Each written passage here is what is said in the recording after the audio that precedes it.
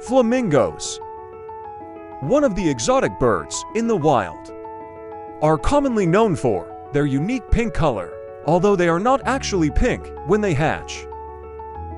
Flamingos are gray in color, which changes due to their diet of shrimp and algae containing carotenoid compounds. These compounds produce various colors for animals and plants. It can be said that a flamingo's color depends on what they eat. Interestingly, flamingos are birds that produce crop milk, which is given to their young before they can consume solid food. Both male and female flamingos provide crop milk by pumping it through their beaks. And this video actually shows how both flamingo parents feed their offspring simultaneously.